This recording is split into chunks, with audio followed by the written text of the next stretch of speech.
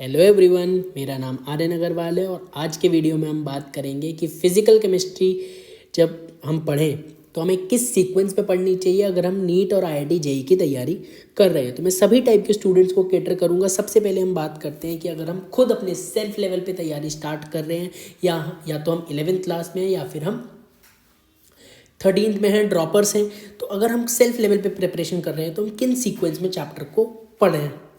ठीक है, तो सबसे पहले मोल कॉन्सेप्ट, कॉन्सेंट्रेशन टर्म और स्टोइकियोमेट्री वाला पोर्शन को आप अच्छे से कवर करें। ये कई बार 3 अलग अलग चैप्टर्स में भी दिया होता है, नहीं तो कई बार एक ही चैप्टर में भी दिया होता है। तो जिस भी चैप्टर से आपका दिया हो, आपका जहाँ से भी आप रेफर कर रहे हैं, तो आप सबसे पहले इस चीज़ को निपटा लें। एनसीईआरटी में some basic concepts of chemistry दिया हुआ है, तो मोल कॉन्सेप्ट, कंसेंट्रेशन टर्म और स्टोइकियोमेट्री वाला पोर्शन सबसे पहले कर लीजिए। बेस है एकदम फिजिकल केमिस्ट्री का। Then redox reaction and equivalent concept and then gaseous state. तो ये जो 3 चैप्टर है ना, ये आपको फील दिला देगा पूरी फिजिकल केमिस्ट्री की। जैसे कि हम जनरल ऑर्गेनिक केमिस्ट्री पढ़ते हैं ना, तो ये बेसिकली जनरल फिजिकल केमिस्ट्री बोल लो या बेसिक्स ऑफ फिजिकल केमिस्ट्री बोल लो, तो ये एकदम बेस है फिजिकल केमिस्ट्री के। ये 3 चैप्टर्स, ये 3 चैप्टर क्लियर हो गए तो आपकी फिजिकल केमिस्ट्री अच्छी हो जाएगी, उसमें कोई डाउट नहीं है। तो mole concept, redox reaction, then gaseous state, ये चैप्टर को आप इसी सीक्वेंस में कर लें और सबसे पहले निपटा लें। आपकी फिजिकल केमिस्ट्री गारंटी के साथ अच्छी हो जाएगी 200%। अब देखो, अब बात आती है, तो 11th के चैप्टर्स थे। अब मैंने अगला लिखा है केमिकल काइनेटिक्स। ठीक है, तो अगर आप सेल्फ लेवल पे प्रिपेयर कर रहे हो, मान लिया ड्रॉपर है, तो आप केमिकल काइनेटिक्स करिए। क्यों करिए? क्योंकि वेटेज ज़्यादा है, आसानी पड़ती है। ठीक है, और आइडियली केमिकल काइनेटिक्स को केमिकल इक्विलिब्रियम से थोड़ा पहले ही पढ़ना चाहिए। ठीक, तो इसलिए केमिकल काइनेटिक्स पहले करें। केमिकल काइनेटिक्स, देन इसी का सब टॉपिक है रेडियो एक्टिविटी, उसको निपटा लें साथ साथ। रेडियो एक्टिविटी वैसे सिलेबस से हट गया है केमिस्ट्री के, लेकिन फिजिक्स में न्यूक्लियर आयन के चैप्टर में दिया हुआ है, तो पढ़ना तो है ही। तो केमिकल काइनेटिक्स ही फर्स्ट ऑर्डर रिएक्शन की तरह ही इसी का सब टॉपिक टाइप है, तो रेडियो एक्टिविटी को भी केमिकल काइनेटिक्स के बाद ही निपटा लें। ठीक, देन आप करें केमिकल इक्विलिब्रियम। केमिकल इक्विलिब्रियम के बाद देन आयनिक इक्विलिब्रियम करें, देन थर्मोडायनेमिक्स, थर्मोकेमिस्ट्री। इसी सीक्वेंस में 4 चैप्टर करें। ठीक है, केमिकल इक्विलिब्रियम पहले क्यों? क्योंकि केमिकल इक्विलिब्रियम आसान पड़ता है आयनिक से, और आयनिक एक एक्सटेंडेड फॉर्म है केमिकल इक्विलिब्रियम का, कोई एक अलग से चैप्टर नहीं है। It is an extended form of chemical equilibrium only. तो if you are clear with the basics of chemical equilibrium, then you will definitely be able to solve the question of ionic equilibrium as well. Then आप thermodynamics करें, then thermochemistry करें। ठीक, then electrochemistry, equilibrium, थर्मोडी, इन सब के बाद ही करें, थर्मो केमिस्ट्री के बाद ही। क्यों? क्योंकि इलेक्ट्रोकेमिस्ट्री में थर्मोडायनेमिक्स के कॉन्सेप्ट्स भी लगेंगे, आपके इक्विलिब्रियम के कॉन्सेप्ट्स भी लगेंगे, आपके रेडॉक्स रिएक्शन के भी कॉन्सेप्ट्स लगेंगे, हो सकता है कुछ कुछ गैसियस स्टेट के भी कॉन्सेप्ट लग जाएं। लेकिन इलेक्ट्रोकेमिस्ट्री एक पावर पैक्ड चैप्टर है, इसमें बहुत सारे कॉन्सेप्ट लगने वाले हैं, तो इसको इन सब चैप्टर्स के बाद ही कीजिए। ठीक है, इसके बाद आप लिक्विड सोल्यूशन। लिक्विड सोल्यूशन में आपका रोल आएगा थोड़ा बहुत मोल concept, redox reaction, equivalent concept, थोड़ा बहुत थर्मोडायनेमिक्स का। तो बेटर है कि थर्मोडी के बाद ही करें, एक थर्मोडी से पहले कभी भी ना करें। तो लिक्विड सोल्यूशन को इसलिए मैंने यहाँ रखा है 11वें नंबर पे। लिक्विड सोल्यूशन को आप चाहे तो इलेक्ट्रोकेमिस्ट्री से पहले भी कर सकते हैं, आपको कोई दिक्कत नहीं आएगी। लेकिन इलेक्ट्रोकेमिस्ट्री क्योंकि इतना सब हम आयनिक और थर्मो से एकदम फील में रहते हैं हम, और उसके बाद इलेक्ट्रो करते हैं, तो हमारे फोड़ू सवाल जो भी होते हैं ना एकदम खतरनाक से टाइप के, वो भी तुरंत हम खटखट बनाते चलते हैं फटाफट उसे। ठीक है, तो वो भी हम निकाल ले जाते हैं, इस टाइप के क्वेश्चन भी, अगर हम इसी सीक्वेंस में पढ़ें। लिक्विड सोल्यूशन बता दिया मैंने, 10-11 कहीं भी कर लो, ऐसे इलेक्ट्रो को भी नीचे कर सकते हो, कोई दिक्कत नहीं आएगी। एटॉमिक स्ट्रक्चर एक ऐसा चैप्टर है, इसको तुम कहीं भी पढ़ लो, फिजिकल केमिस्ट्री में कहीं भी पढ़ लो, किसी भी चैप्टर के बाद पढ़ लो। मोल के बाद एटॉमिक पढ़ना चाहो, मोल के बाद एटॉमिक पढ़ लो, जैसे कि 11th में पढ़ाते हैं, कहीं भी पढ़ लो। Atomic structure is an independent chapter, कहीं भी पढ़ सकते हैं उसे, कोई दिक्कत नहीं है। सॉलिड स्टेट 3 डायमेंशन एनालिसिस चाहिए होती है, थोड़ा बहुत मोल कंसेप्ट का यूज़ आता है, कुछ ज़्यादा नहीं। अगेन एन इंडिपेंडेंट चैप्टर, कहीं भी पढ़ सकते हो।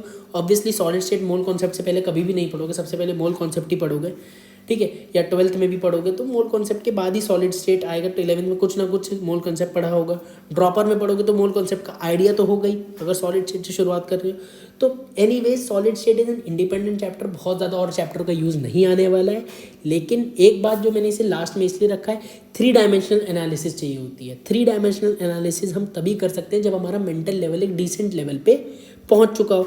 और उसके लिए जब हम पूरी प्रिपरेशन कर लेते हैं, हम almost at the end of the preparation होते हैं, जब हम काफ़ी सारे चैप्टर्स पढ़ चुके हैं, physical chemistry, inorganic chemistry, organic chemistry, maths में भी हम पढ़ चुके हैं, साथ ही साथ फिजिक्स में भी हम चीज़ें कर चुके हैं, बायो में भी कर चुके हैं चीज़ें suppose.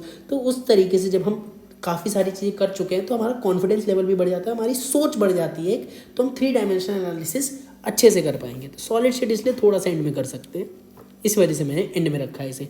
Surface chemistry again independent chapter है, बहुत ज़्यादा यूज़ नहीं आने वाला है, इनऑर्गेनिक की तरह ज़्यादा है, याद करने वाला पोर्शन ज़्यादा है। एग्ज़ाम से पहले करेंगे, लास्ट में करेंगे तो आप एकदम से याद करके चीज़ें पेपर में लिख पाएंगे, या अगर आपको MCQ है तो आप फटाफट टिक कर पाएंगे जो भी है। अच्छा इसका एग्जाम्पल ये है, अच्छा इसका एग्जाम्पल ये है, कोलॉइड ये होता है, तो सारी चीज़ें हम तभी कर पाएंगे क्योंकि इनऑर्गेनिक टाइप का चैप्टर है। हालांकि सरफेस केमिस्ट्री में आपको थोड़ा बहुत थर्मोडी वगैरह का यूज़ आ सकता है। तो एकदम करेक्ट सीक्वेंस, आइडियल सीक्वेंस तो यही है कि mole, redox, gaseous, then chemical kinetics, radioactivity, chemical equilibrium, ionic equilibrium, thermodynamics, thermochemistry, electrochemistry, then liquid solution, atomic structure, solid state and surface chemistry. तो this is the best sequence. अच्छा, पर हमारी coaching में तो ये नहीं follow होता। हम तो 11th के बच्चे हैं, तो हम 11th के बच्चों के पास भी मेरे पास सोल्यूशन है कि 11th के बच्चे क्या करें, 12th के बच्चे जो हैं उनके पास भी सोल्यूशन है। जो खुद पढ़ रहे हैं वो ये तरीका अपना सकते हैं। अब अगर आप क्लास 11th के स्टूडेंट हो तो क्या करो, कहीं भी पढ़ लो, किसी भी कोचिंग में पढ़ लो, किसी भी स्कूल में पढ़ लो, कोई भी जगह पढ़ लो, सबसे पहले mole concept, concentration term, stoichiometry ही पढ़ाई जाती है। तो अपना तो ये डन हो गया, सबसे पहले हमें यही चैप्टर पढ़ना था, हमारा काम निपट गया, ठीक है। देन हमें क्या पढ़ाया जाता है, एटॉमिक स्ट्रक्चर पढ़ाया जाता है। कोई बात नहीं, एटॉमिक स्ट्रक्चर मैंने बोला इंडिपेंडेंट चैप्टर है, कभी भी पढ़ सकते हो, एटॉमिक बाद में पढ़ लो। अगर हमें NCERT का सीक्वेंस भी फॉलो करवाया जा रहा है कोई दिक्कत नहीं है, ठीक। फिर आता है हमारा स्टेट्स ऑफ मैटर, ठीक है, स्टेट्स ऑफ मैटर हमारा चैप्टर आता है, ठीक है। स्टेट्स ऑफ मैटर जो हमारा गैसियस स्टेट है हमारा, ठीक, गैसियस स्टेट हम पढ़ लो, गैसियस स्टेट भी हमें शुरू में पढ़ना है। एक हमारा रेडॉक्स रिएक्शन और इक्विवेलेंट कंसेप्ट रह जाता है, वो लास्ट में आता है, कोई दिक्कत नहीं है, हम इस सीक्वेंस में भी हम करेंगे तो हमें ये चीज़ समझ में आएगी, क्योंकि एटॉमिक हमारा उतना ज़्यादा इंडिपेंडेंट है और गैसियस हमारा भी बेस तैयार ही हो रहा है, ठीक है। देन हम केमिकल इक्विलिब्रियम कर सकते हैं, ठीक है, जैसे कि दिया होता है। अच्छा, इसमें मैंने अभी आयनिक और थर्मो नहीं इंक्लूड करा है, बता रहा हूँ, नीचे मैंने लिखा है अलग से बेसिक लेवल करके, उसको बताऊँगा। खाली केमिकल इक्विलिब्रियम आप 11th पे करें, आयनिक पे फोकस ही ना करें, केमिकल इक्विलिब्रियम पे ही फोकस करें, खास तौर पे जो JEE मेंस और एडवांस की तैयारी कर रहे हैं, क्योंकि बहुत ज़्यादा टफ पड़ता है आयनिक इक्विलिब्रियम और थर्मोडायनेमिक्स और थर्मोकेमिस्ट्री को 11th क्लास में अच्छे से एडवांस लेवल तक इंटरप्रेट करना। देखो, मैं हवाई वाली बात नहीं करूँगा, हाँ तुम ये भी कर लो, वो भी कर लो, 11th में सब हो जाएगा। 11th में जब हम आते हैं, नए नए होते हैं, हमें चीज़ें समझ में नहीं आती है, हमें ढलने में समय लग जाता है। तो आयनिक और थर्मो को कोशिश करो कि 11th में तुम छुओ ना, मत करो, 12th में करना उसे, ठीक है। या फिर बेसिक लेवल, स्कूल लेवल तक अपना निपटा लो, मतलब basic fundamental questions, formula based question सारे तुम में हो जाए। अच्छा, अच्छे क्वेश्चन नहीं लेकिन फार्मूला बेस्ड वाले, या तो ये वाली टेक्निक अपना लो अगर स्कूल के एग्जाम्स में आएगा, जैसे कि दिक्कत होती है वरना। तो बेसिक लेवल, स्कूल लेवल, एक फंडामेंटल, एक अपने फार्मूले याद कर लिए, जिससे कि मेरे को एकदम ब्लैंक नहीं हूँ मैं चैप्टर में, समझ गए, ठीक है। तो केमिकल इक्विलिब्रियम, देन आप redox reaction and equivalent concept कर लें, ठीक है। और आयनिक, थर्मोडायनेमिक्स और थर्मोकेमिस्ट्री को प्रेफरेंशियली छोड़ दें, और या फिर आप बेसिक लेवल पे एक बार निपटा लें। Basic level, school level, formula based approach के हिसाब से उसको निपटा लें। वैसे फार्मूला बेस्ड अप्रोच लगती नहीं है, करने में दिक्कत आती है काफ़ी। मैंने पर्सनली अपने टाइम पे चीज़ फेस करी थी, और अब मेरी बहुत लोगों से बात भी हुई जो अच्छे अच्छे कोचिंग में टीचर पढ़ा रहे हैं, और कई बच्चे जो अच्छी अच्छी कोचिंग में पढ़ रहे हैं, बहुत जो एकदम इंडिया की टॉप कोचिंग है उनमें यही चीज़ होती है। आयनिक और थर्मो 11th में कराया ही नहीं जाता है, 12th में कराया जाता है, ठीक। तो क्लास 11th के बच्चे ये सीक्वेंस फॉलो कर सकते हैं, ठीक है। आयनिक और थर्मोकेमिस्ट्री, डायनेमिक्स और थर्मोकेमिस्ट्री पे थोड़ा सा कम ध्यान दे सकते हैं, और मोल, एटॉमिक, गैसियस, केमिकल इक्विलिब्रियम और रेडॉक्स को आप इस सीक्वेंस में अच्छे से कर सकते हैं, ठीक है, कोई दिक्कत नहीं है।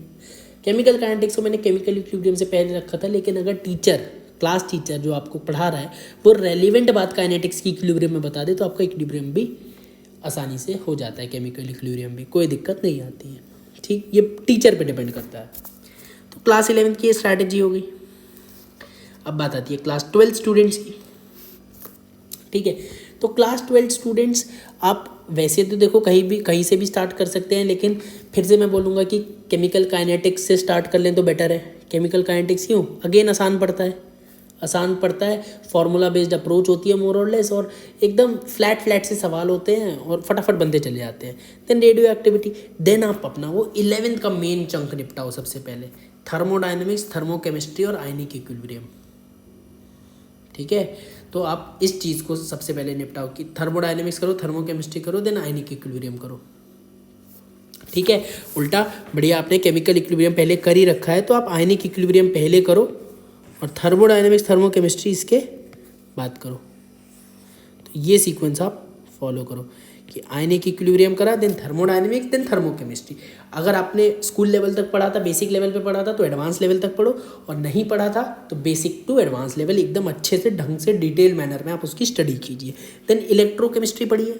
इलेक्ट्रोकेमिस्ट्री अगेन मैंने बताया थर्मोडी इक्विलिब्रियम का बहुत ज़्यादा यूज़ आता है इसमें, तो इलेक्ट्रोकेमिस्ट्री पढ़ेंगे तो आपके सारे कॉन्सेप्ट फ्रेश होंगे, तो रिवाइज भी हो जाएंगे। देन आप सोल्यूशंस एंड में पढ़ सकते हैं, क्योंकि मोल कॉन्सेप्ट की कंसंट्रेशन टर्म की बातें हैं तो रिपीटिशन काफ़ी ज़्यादा है। अगेन ईजी चैप्टर है, तो इसको थर्मोडायनेमिक्स के बाद आप कभी भी कर सकते हो। थोड़ा बहुत थर्मोडी का इसमें रोल आता है। ठीक है, फिर आपका सॉलिड स्टेट आपका शुरू में वैसे करा दिया जाता है, लेकिन उस बार कई बार समझ में नहीं आता है। 3 डायमेंशनल एनालिसिस हम अपनी बना नहीं पाते हैं, अपना 3D में सोच नहीं पाते हैं, तो प्रेफरेंशियली एंड में करो। अगर शुरू में करा रहे हैं तो कोशिश करो समझने की आप।